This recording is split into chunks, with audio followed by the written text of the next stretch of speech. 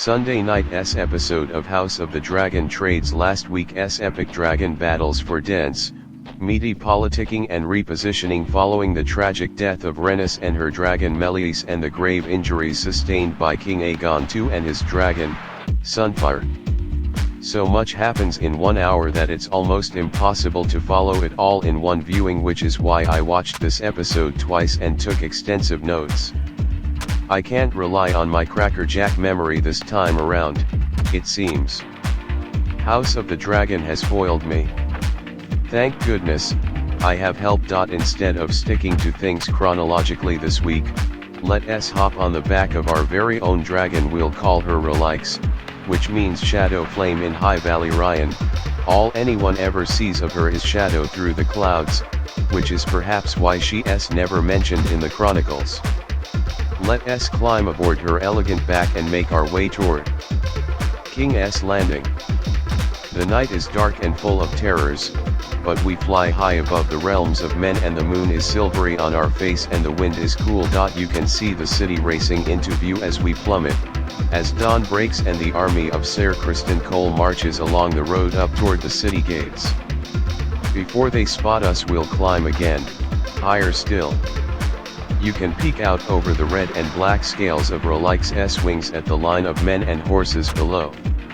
The long shadows and red rooftops of King's Landing stretch out below.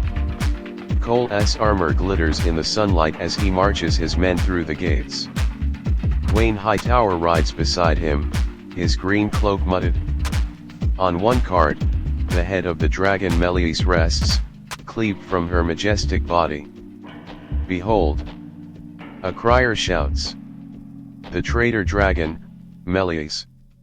Slain in battle by your king. The crowd recoils at the sight. Fearful murmurs ripple down the street. Mark my words, one man mutters darkly, this is a black omen.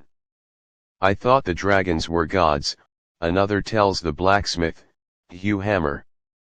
Women and children cry. It is a terrible sight, and one that soon inspires many of the citizens of King's Landing to flee the city. Don't they realize we won the battle? Cole says. Strange victory, Gwaine replies. If it was won. There is another cart.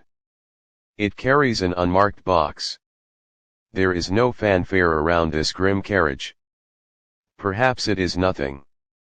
Perhaps it is a casket.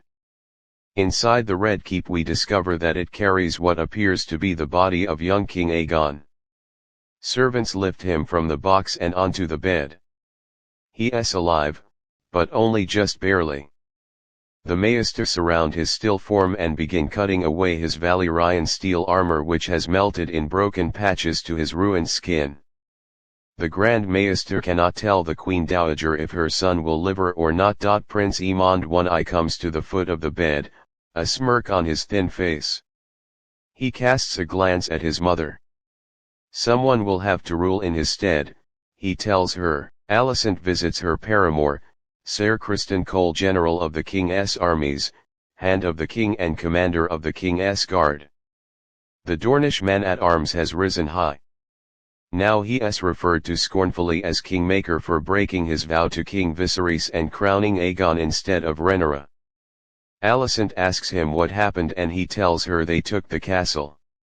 And Aemond, what was his part in this, she asks. After a very long, one might say pregnant pause, Cole replies, I could not say. Later, Aegon's small council meets to discuss the war and the